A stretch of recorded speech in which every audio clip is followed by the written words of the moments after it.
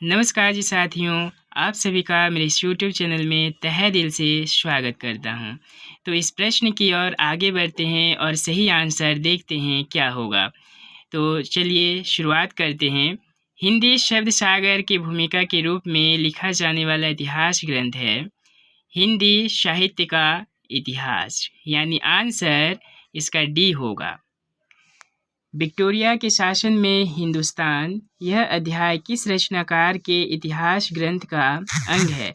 इसका सही आंसर होगा दोस्तों बी, ग्रियर्सन। सत्यवती कथा के रचनाकार हैं, इसका सही आंसर होगा दोस्तों ए, ईश्वर दास। महासुखवाद का संबंध किस संप्रदाय से है? इसका आंसर होगा सी, यानी बौद्ध धर्म। निम्न सूफी रचनाओं को कालक्रम अनुसार सजाइए। देखिए, ये जो चंदायन, इसका सही आंसर होगा डी, चंदायन 1379 में लिखा गया था। मृगावती 1501 में, पद्मावत 1540 में, अनुराग बांसुरी 1764 में। तो ये सभी रचनाएं कालक्रम के अनुसार सजा करके लिखा गया है, इसीलिए इसका सही आंसर होगा दोस्तों डी। आगे की ओर बढ़ते हैं। भक्ति आंदोलन की जो लहर दक्षिण से आई, उसी ने उत्तर भारत की परिस्थिति के अनुरूप हिंदू मुसलमान दोनों के लिए एक सामान्य भक्ति मार्ग की भी भावना कुछ लोगों में जगाई। इस कथन के लेखक हैं रामचंद्र शुक्ल जी, क्योंकि जो कथन है भक्ति काल के सामान्य परिचय से ली गई है।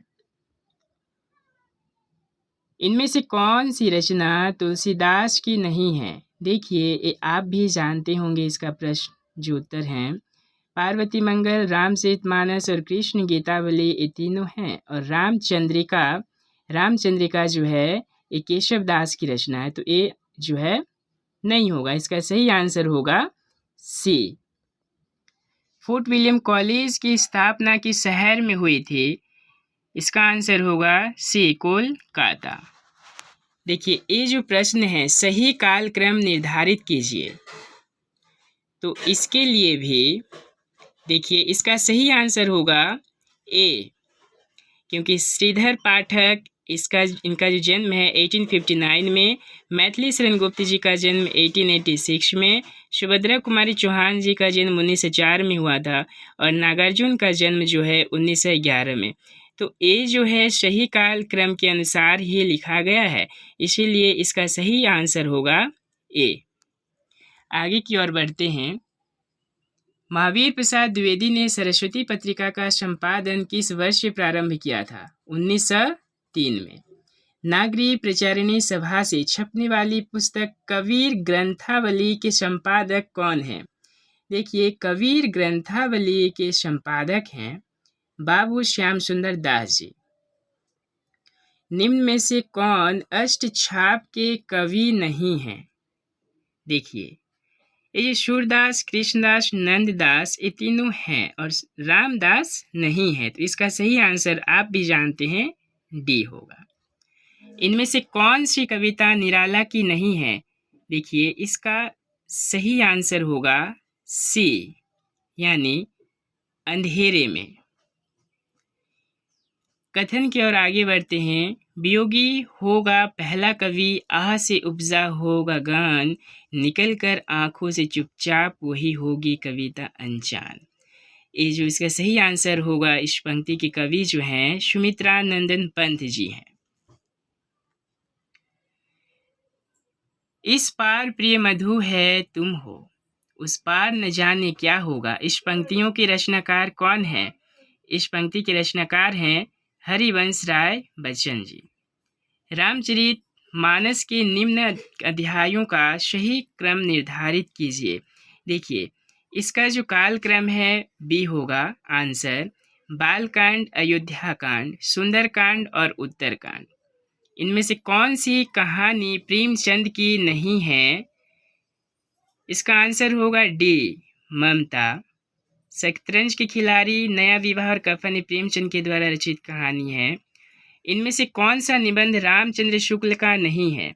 देखिए, इसका सही आंसर होगा ए, अशोक के फूल, क्योंकि अशोक के फूल जो हैं हजारे प्रसाद द्विवेदी द्वारा रचित है। तो आगे की ओर बढ़ते हैं। गुप्त जी वास्तव में सामंजस्यवादी कवि हैं।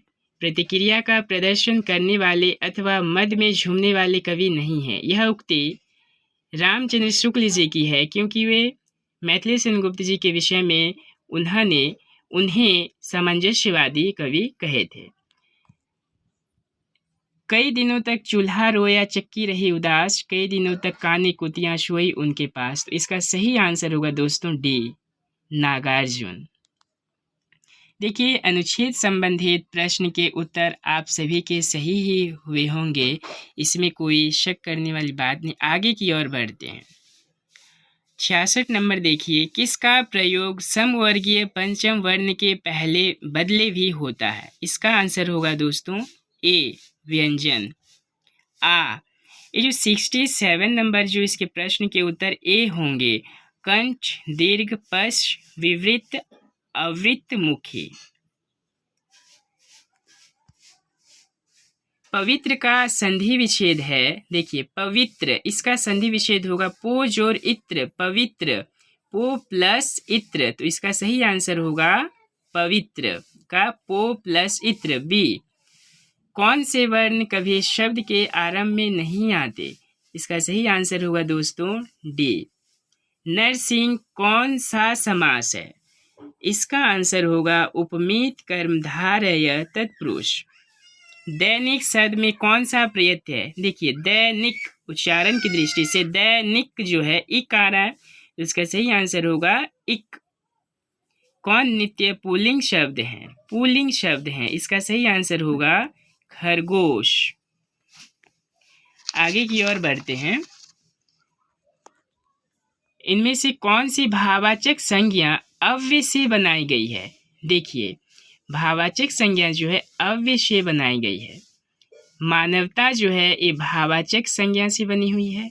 निकटता, इसका सही आंसर होगा दोस्तों बी, निकटता। निकट जो है ये अव्यय है, अपनत्व भी नहीं होगा, क्योंकि ये सर्वनाम है। और सुंदर से बना, सुंदरता जो है ये विशेषण। तो इसका सही आंसर होगा बी, निकटता। चाकू का बहुवचन रूप है चाकू ही होगा। तुम्हें मेरी शुभकामनाएं हैं कारक की पहचान कीजिए। देखिए, इसका सही आंसर होगा संप्रदान कारक। चिड़िया चहचहा उठी वाक्य में प्रयुक्त धातु रूप है अनुकरणात्मक धातु। संभवतः वह पढ़ें वाक्य में काल की पहचान कीजिए। तो इसका सही आंसर होगा दोस्तों बी, संभाव्य भविष्य काल। संतोष से बढ़कर सुख नहीं किस प्रकार का वाक्य है? आंसर होगा सी, सरल वाक्य। अंग ढीला ढीला होना मुहावरे का अर्थ लिखिए।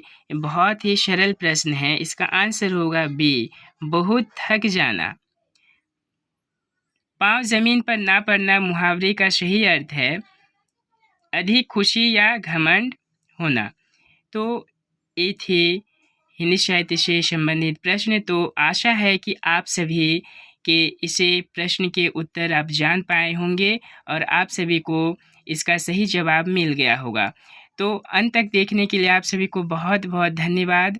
और लाइक, शेयर और कमेंट्स करना नहीं भूलिएगा। आप अपने दोस्तों को भी शेयर कर दीजिए ताकि वे भी चेक कर लें और उनके हिंदी साहित्य संबंधित कितने आंसर उनके मिले और उनके कितने गलत हुए और कितने राइट हुए हैं। तो आप सभी को और एक बार तहे दिल से स्वागत है और लाइक, शेयर, कमेंट्स करना नहीं भूलिएगा। चलिए, बहुत बहुत धन्यवाद, शुक्रिया।